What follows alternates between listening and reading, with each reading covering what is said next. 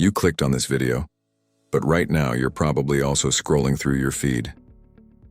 Your mind is telling you, it's just a quick 5-minute peek, but suddenly, before you know it, hours have melted away. You know you should be working on that big project or studying for that test, but you can't. Something in your brain is whispering, just a few more minutes of checking this out. You're stuck in this cycle, not due to a lack of willpower, but because of your dopamine. And here's the problem. You probably think you understand dopamine. Oh, it's the pleasure chemical, right? Wrong, completely wrong. That is the most superficial and frankly dangerous understanding you can have about one of the most powerful neurotransmitters in your brain. The truth is, dopamine has nothing to do with feeling pleasure. It has everything to do with wanting, seeking, and anticipation. Imagine for a second you're watching those videos where someone places an object under a giant hydraulic press. 3, 2, 1, and nothing happens. The video cuts out before the crush. How do you feel? Anxious, with that mental itch that you need to see the ending. Well, that is pure dopamine rushing through your veins right now. Not as pleasure because you felt none watching that, but as anticipation, as desire, as that urge coming from your brain saying, I have to see what happens to that thing. And it's this exact mechanism that social media, video games, pornography, and every app on your phone have hacked. They don't give you pleasure. They give you infinite anticipation. And that is far more addictive. But there is a way to reprogram all of it, making your brain release dopamine for what truly matters. For decades, countless people and content creators repeated the same thing. Dopamine is the pleasure molecule. This created a massive confusion about how your brain actually works. The study Dopamine in Motivational Control, published in one of the world's leading neuroscience journals, confirmed that dopamine is not about pleasure. It's about 3 completely different signals that control your behavior. So, you need to understand. Dopamine doesn't tell you, I like this. It tells you, I want this. And that difference is everything.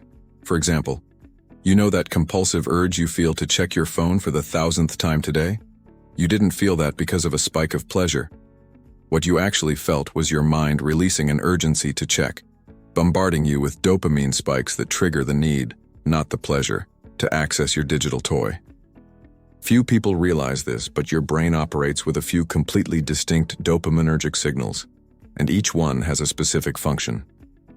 When you understand them, you finally grasp why it's so hard to put the phone down, and why it's so difficult to start that important project you keep putting off. But tell me, are you postponing many projects in your life? Share it with us in the comments below, and go ahead and hit the like button if you're enjoying the video so far. The combination of these 3 signals literally determines every decision you make. Signal 1, Motivational Value. You know that moment when you're expecting a bill for, say, $500. But when you open it, you see it's only $200. You instantly feel that relief, like a weight lifted off your shoulders, right? This is what your dopaminergic neurons are doing all the time. They're comparing expectation with reality. And when life delivers more than you expected, dopamine shoots up. But when you are disappointed, it literally plummets. Now guess who learned to hijack this? Social media. Every time you scroll, there's a chance you'll find something surprising. A hilarious meme, an interesting message, some gossip, anything. It's like an infinite slot machine where you never know if gold or nothing is coming. And it is this exact mechanism that keeps you trapped. Signal 2, the urgency alarm. This evaluates the importance of what is happening in your life. For instance, have you ever been chilling? Then you receive a text message with just 2 words. We need to talk. Your heart races, your mind freezes, and you can't think about anything else until you open that conversation. It doesn't matter if the news is good or bad. Your brain has already flagged this as urgent. It's as if it screams, this is too important to be ignored. And neurobiologically speaking, it's as if the neurons involved in the lateral part of your brain's substantia nigra project this signal to the prefrontal cortex and the nucleus accumbens, mobilizing all your attention, all your cognitive processing, and all that energy you have to deal with significant situations. Signal 3, the alert reflex. This is your automatic, primal reflex. Imagine you're focused on work, but someone drops a glass in the kitchen. Before you even think, your head has already snapped toward the sound. And that's okay. This instinct is primitive. It's the same one our ancestors had when they heard a branch snap in the forest.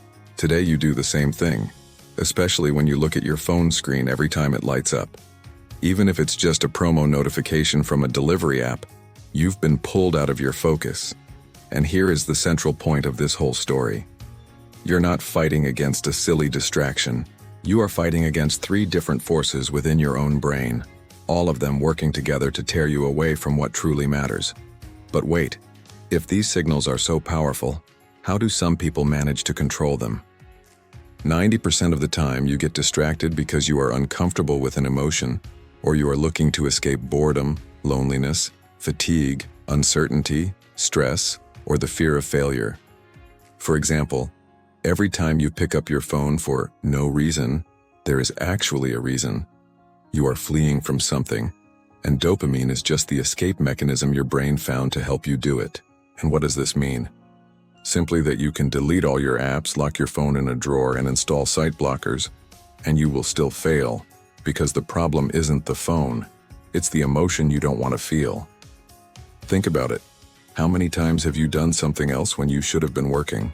You probably didn't do it because another task called you. You did it because your work was difficult, it was boring, and your brain offered you an escape. But what do we need to understand from all this? Well, that your dopaminergic system is not the villain in your life. It is the messenger telling you, hey, there's something here you need to resolve. So how do you actually do that? By using the reward prediction error to your advantage. Remember how dopamine signals the difference between expectation and result? That is what you will use to reprogram your brain. Several studies have already proven that to recalibrate the dopaminergic levels in your mind, you must stop chasing quick rewards. When you check your phone every 5 minutes, you create constant expectations for micro-rewards. And what is the result? Your brain gets used to extremely short cycles of gratification, demanding these micro-rewards faster and faster. The key behind all this is to start creating longer cycles, where you set a difficult task and make your environment conducive to it, free of distractions, so you can complete it. The dopamine spike when you finish such a long task will be much bigger because you built up an expectation over time. And we don't stop there. You need to learn to use the effort-based motivation system. Remember that some dopaminergic neurons produce dopamine when you are exerting effort? That's the trick. Don't wait for a task to finish to feel motivated. The very act of exerting effort already releases dopamine. And when you enter a state of flow, that initial struggle to take the first step and get started becomes more rewarding. Plus, create predictable reward rituals. Sounds strange, right? After all, we grew up hearing that a reward only comes after a lot of sacrifice, but here, it's different. Look, when you complete an important task and reward yourself consistently, like eating a treat you love or taking a walk, you train your brain to associate the effort with that immediate reward, showing it that those hours of effort were worthwhile. And perhaps you're saying, it's too hard to do this. I try, but I feel like it's not effective. Let's do a quick test. When you face a difficult task, do you really eliminate the noise, or do you still leave your phone flashing nearby with that random notification promising something new? Be honest. How many times have you sat down to study or work, and in the middle of a paragraph you got hooked by a text, a like, a random video? 10 minutes turn into 30, and when you finally return, you can't even remember where you left off. That's where you start off wrong. Because while your brain tries to focus, that little device in your pocket is working against you. So, eliminating the variable rewards and the unpredictability of apps is a very effective way to break the intermittent reinforcement system that keeps you trapped. And here is the most powerful part. The more you understand that dopamine is about anticipation and learning, the more you realize you can deliberately create new anticipation patterns. You can train your brain to anticipate the satisfaction of completing a challenging project, having a deep conversation with a friend, learning something new, or even overcoming a physical challenge. So look, it's not about cutting out pleasure from your life, and it's not about surviving in a state of abstinence. Everything we are talking about here is about you knowing how to redirect your mesolimbic system, or rather, your reward circuits, towards something that truly builds meaning in your life. And here is the most crucial part. When you fail, because you will fail, don't spiral into guilt. That only activates more stress, which activates even more compulsion.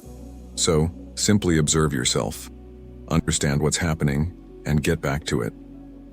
Your dopaminergic receptors don't care about perfection, they care about consistency. Now, you understand that dopamine isn't about pleasure, it's about anticipation, seeking, and learning. It's not your enemy, but the invisible engine driving every choice you make. And when you learn to redirect this mechanism, you don't just break addictions, you start using your brain to your advantage for what truly matters.